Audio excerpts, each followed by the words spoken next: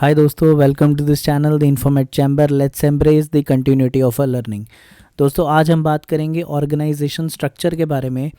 कोई भी कंपनी हो दोस्तों, वो एक स्ट्रक्चर फॉलो करती है और उसमें 3 तरह के स्ट्रक्चर होते हैं हर कंपनी में, जो उनका वर्किंग स्टाइल होता है और उसी स्ट्रक्चर को फॉलो करते हुए उनकी उस कंपनी की हायरार्की होती है, management, top management, middle management और हर कंपनी में। सो बेसिकली दोस्तों, हम उसी के बारे में बात करेंगे, उस ऑर्गेनाइजेशन स्ट्रक्चर को फॉलो करेंगे और by end of this video you will understand that कि अभी आपकी कंपनी में जहां आप काम करते हो और चाहे वो आपकी खुद की कंपनी हो, अभी क्या स्ट्रक्चर फॉलो हो रहा है और आपको क्या स्ट्रक्चर फॉलो करना चाहिए जिससे आपकी प्रोडक्टिविटी और एफिशिएंसी बढ़े कंपनी में। सो दोस्तों, बिना किसी देरी के स्टार्ट करते हैं इस वीडियो को। सो दोस्तों, इस वीडियो में हम 3 ऑर्गेनाइजेशन स्ट्रक्चर के बारे में बात करेंगे। तो सबसे पहले स्टार्ट करते हैं फॉर्मल और इनफॉर्मल ऑर्गेनाइजेशन स्ट्रक्चर। तो दोस्तों, मान लीजिए 2 कंपनीज़ हैं। फॉर एग्जांपल, एक का नाम है टाइटन ब्लूज़ और एक का नाम है youngtrips.com। अब टाइटन ब्लू जो है बहुत ही स्ट्रिक्ट है अपने कोड ऑफ कंडक्ट को लेकर। They follow strictly all the processes. अब वो चाहे डॉक्यूमेंटेशन हो, ईमेल राइटिंग हो, अप्रूवल्स हो, ड्रेस कोड्स हो या मीटिंग्स हो, एवरीथिंग इज़ सो ऑर्गेनाइज्ड और वेरी फॉर्मल।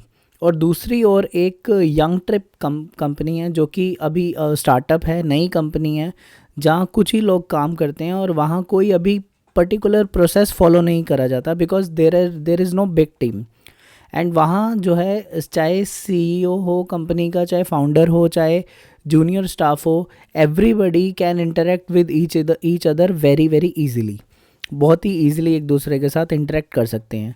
तो कंपनी में कोई किसी भी एम्प्लॉयज़ की, चाहे वो जैसे कोई बॉस है तो उसको कोई बॉस वाला ईगो नहीं है कि I am the boss in this team. तो ऐसा कुछ नहीं है। और वहाँ पे कोई ड्रेस कोड नहीं है। डिसीजन लिए जाते हैं ओवर कॉफ़ी, मतलब कॉफ़ी पे डिस्कशन हो रही है और वहीं पे जो है डिसीजन ले लेते हैं कि लेट्स रन दिस कैंपेन। सो बहुत ही ग्रोथ ओरिएंटेड लोग हैं, चाहे कंपनी का फाउंडर है, चाहे वो कंपनी का जूनियर स्टाफ है। Everybody is so focused on generating a business for that particular company, because it's a startup. And उनका सबका गोल जो है, एक कंपनी को एक रिवेन्यू जनरेट करने पे है, सबका फोकस उसके ऊपर है। अब दोस्तों क्वेश्चन आता है कि कौन सी टाइप की कंपनी इनमें से बेटर है। एक जो बहुत ही प्रोसेस ओरिएंटेड है, जो फॉर्मल ऑर्गेनाइजेशन है और फॉर्मल स्ट्रक्चर फॉलो करती है। Everything is so organised in this company, जिसमें डिसिप्लिन है, एफिशिएंसी है, अकाउंटेबिलिटी है हर बंदे की। और दूसरी ओर एक इनफॉर्मल स्ट्रक्चर है दोस्तों, जो कि बूस्ट करता है ओपननेस को, क्रिएटिविटी को और कम्युनिकेशन ईजिली हो सके, चाहे वो अपर लेडर हो, मतलब टॉप मैनेजमेंट से लेकर जूनियर स्टाफ तक ईजिली अप्रूवल्स हो जाते हैं। तो दोस्तों, इनमें से कौन सी कंपनी बेटर है, जो फॉर्मल स्ट्रक्चर फॉलो कर रही है या इनफॉर्मल स्ट्रक्चर फॉलो कर रही है। तो दोस्तों, इसमें डिपेंड करता है कि आपकी कंपनी अभी किस स्टेज पे है। अब मान लेते हैं कि आपकी कंपनी अभी बहुत ही नई कंपनी है, जहाँ पे बहुत बड़ी टीम नहीं है, तो वहाँ पे usually informal organisation structure follow किया जाता है, जहाँ पे people can interact with each other easily. मतलब कि कॉफ़ी पे ही बैठ के वो कोई कैंपेन रन करना है तो उसके बारे में वो डिस्कशन कर लेते हैं और वो फाइनलाइज भी कर देते हैं ओवर कॉफ़ी ओनली। सो जहाँ पे टीम बहुत बड़ी नहीं है and it's a very young company और they are very enthusiastic for the growth और everything, for the business generating revenue for that company.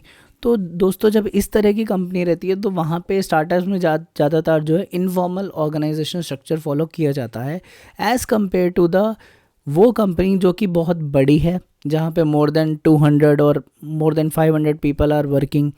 ज़्यादा लोग काम करते हैं, जहाँ पे कंट्रोल चाहिए, ऑर्गेनाइजेशन, जहाँ पे डिसिप्लिन चाहिए, जहाँ पे प्रोसेस फॉलो हो और हर अप्रूवल के लिए देर इज़ पर्टिकुलर हायरार्की कि मेरे इस बॉस के बाद ये बॉस अप्रूवल देगा, उसके बाद उसका बॉस अप्रूवल देगा। So there is a particular organisation structure जो फॉलो किया जाता है। तो दोस्तों, ये वाला जो है फॉर्मल ऑर्गेनाइजेशन स्ट्रक्चर होता है, जो कि यूजुअली लार्जर और बड़ी कंपनीज़ के अंदर फॉलो किया जाता है।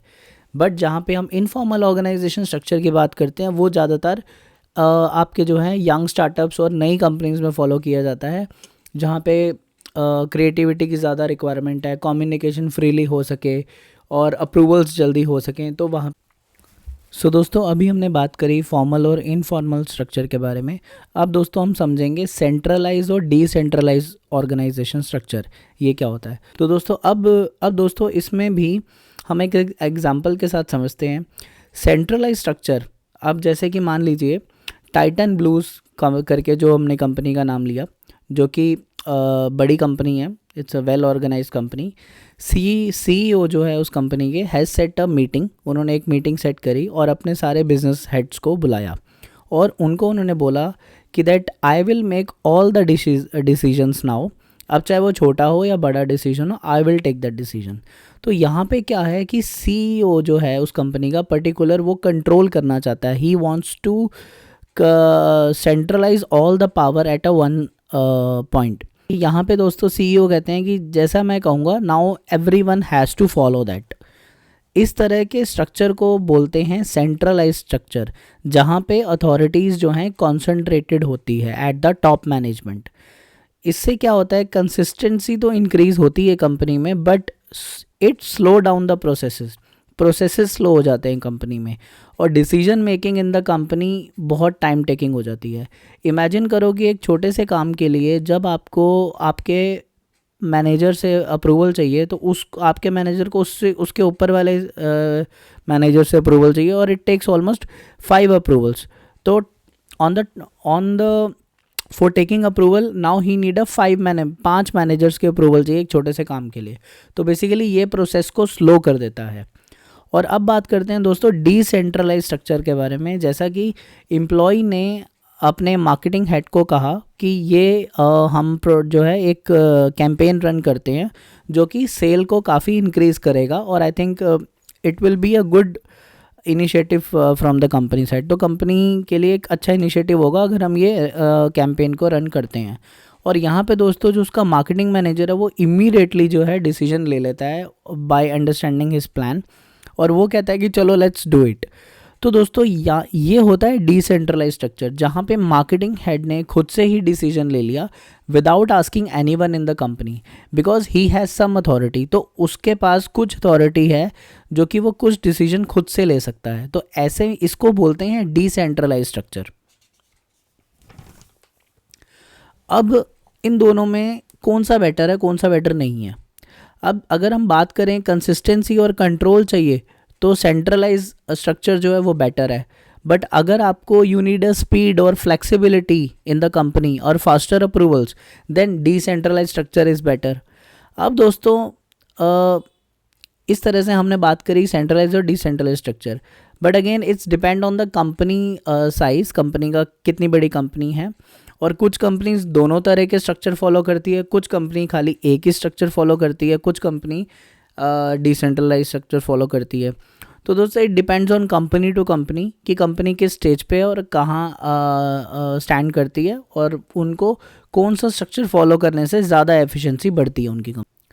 तो दोस्तों अभी हमने बात करी फॉर्मल और इनफॉर्मल ऑर्गेनाइजेशन स्ट्रक्चर, उसके बाद हमने बात करा सेंट्रलाइज और डिसेंट्रलाइज स्ट्रक्चर। अब हम बात करेंगे तीसरा जो इक्वली इम्पॉर्टेंट है, विच इज़ अ हॉरिजॉन्टल और वर्टिकल स्ट्रक्चर। अब जैसे टाइटन ब्लू जो है वर्टिकल स्ट्रक्चर फॉलो करती है, because it's a big company, बहुत सारे लेवल हैं कंपनी में, इसमें बहुत there is a lot of chain of command, step by step promotions हैं। और अब इसका डाउनसाइड ये है दोस्तों कि इन्फॉर्मेशन कभी भी टॉप मैनेजमेंट तक इजीली नहीं पहुंच पाती, और जब तक पहुंचती है वो काफ़ी मैनिपुलेट हो जाती है, और वहाँ पे जो है चीज़ें एग्जैक्टली टॉप मैनेजमेंट तक नहीं पहुंच पाती है इन्फॉर्मेशन। सो दोस्तों ये जो है वर्टिकल स्ट्रक्चर का डिसएडवांटेज होता है यहाँ पे। तो छोटे से काम के लिए कोई भी अप्रूवल लेना है तो सिर्फ बंदा फॉलोअप ही करता रहता है, और कंपनी में अप्रूवल्स लेने में इतना टाइम जाता है कि इससे लगता है कि ये काम हो ही नहीं पाएगा। और दूसरी तरफ जैसे हमने बात करी एक यंग स्टार्टअप, एक नई कंपनी की जिसका नाम है यंग ट्रिप्स करके। अब एग्जांपल लेते हैं दोस्तों, ये जो फॉलो करती है हॉरिजॉन्टल स्ट्रक्चर फॉलो करती है। अब इसमें क्या होता है दोस्तों, इसमें ओपननेस है, डायरेक्ट कम्युनिकेशन है टू ईच अदर, और चाहे वो डायरेक्टर हो, मैनेजर हो, एसोसिएट हो, सब एक दूसरे के साथ जो है आइडियाज़ शेयर कर सकते हैं, और अगर उनको ठीक लगता है तो वो they can take decision very fast, उसी वक्त डिसीजन ले लेते हैं। ये तभी होता है, ये अच्छा काम तभी करता है दोस्तों जब कंपनी का जो लीडरशिप है वो अच्छी है, लीडरशिप अच्छी है and they trust their people and people are also equally trust their bosses, और वो सारे जो है उनका कॉमन गोल है और एक ही मोटिवेशन के साथ जब सारे काम करते हैं। तो अब दोस्तों ये जो हो गया वर्टिकल सॉरी हॉरिजॉन्टल स्ट्रक्चर हो गया। अब दोस्तों वर्टिकल स्ट्रक्चर होता होता है वो बहुत ही स्लो और टाइम टेकिंग प्रोसेस होता है। यूजुअली पॉलिटिक्स भी ज़्यादातर देखा गया है कि वर्टिकल स्ट्रक्चर में इन्वॉल्व होती है। तो दोस्तों अब हमने समझ लिया तीनों स्ट्रक्चर को, विच इज़ फॉर्मल और इनफॉर्मल, सेंट्रलाइज, डिसेंट्रलाइज और हॉरिजॉन्टल और वर्टिकल और हॉरिजॉन्टल। तो दोस्तों तीनों स्ट्रक्चर डिस्कस किए और कौन सा बेटर है, तो दोस्तों ये डिपेंड करता है कि किस टाइप की आपकी कंपनी है, किस टाइप की लीडरशिप है और किस टाइप के आपके एम्प्लॉयज़ हैं कंपनी में, on what works best for your company, और क्या आपकी कंपनी के लिए बेस्ट काम करेगा। तो दोस्तों इस तरह से हमने बात करी ये तीनों स्ट्रक्चर के बारे में। और अब दोस्तों आप हमें कमेंट बॉक्स में ज़रूर बताइए कि आपको ये वीडियो कैसी लगी, और हमें ये भी बताइए कमेंट बॉक्स में दोस्तों कि आपकी कंपनी राइट नाउ क्या ऑर्गेनाइजेशन स्ट्रक्चर फॉलो करती है, चाहे वो आपकी खुद की अपनी कंपनी हो, चाहे वो आप कहीं जॉब करते हो वहाँ पे क्या स्ट्रक्चर फॉलो होता है। तो ज़रूर हमें कमेंट बॉक्स में बताइए। If you like this video please like, share and subscribe this channel, and इससे दोस्तों कि हमें भी सपोर्ट मिलेगा और हमारा भी मोटिवेशन बढ़ेगा दोस्तों to share informative content with you.